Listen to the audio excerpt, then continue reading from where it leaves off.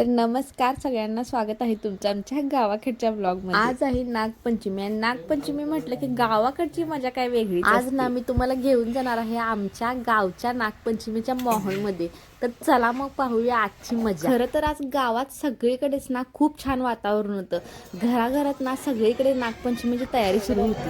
हे आहे आमच्या गावातलं मंदिर आणि सगळेजण मंदिरापाशीच ना नागोबाची पूजा करत होते। लहानांपासून मोठ्यांपर्यंत सगळेजणच ना आजच्या दिवसाची मजा घेत होते। आणि आता आली खरी मजा, ती म्हणजे नागपंचमीचा झोका। खरं तर ना नागपंचमीचा झोका म्हणजे लहानपणीच्या सगळ्या आठवणी ताज्या करणारी गोष्ट। झाडाला बांधलेला मोठा झोका आणि त्यावर बसून उंच उंच झोक्या घेण्याचा आनंद याला तोडच नाही। आणि इथं लहान मुलं तर झोका घेण्यासाठी नंबर लावूनच बसली आहेत आणि मोठी मंडळी तर काय मागे नाहीत बरं का। सगळेजण मिळून ना हसत खेळत नागपंचमीचा भरपूर आनंद घेत आहेत। आणि ह्या बायकांचा झोका तर एवढा उंच उंच जातोय की आता खाली पडत्यात की काय असं वाटते, पण झोका एवढा उंच जातोय की खाली उतरायचं नावच घेत नाही। खरं तर गावाकडच्या साध्या सोप्या गोष्टींमध्येच ना खरी मजा दडलेली असते, होय ना। तर मंडळी, अशी होती आमची गावाकडची नागपंचमीची मजा आणि झोक्याचा आनंद। शहरात कितीही मोठे उत्सव असले तर गावाकडच्या सणांची मजा काय वेगळीच असते।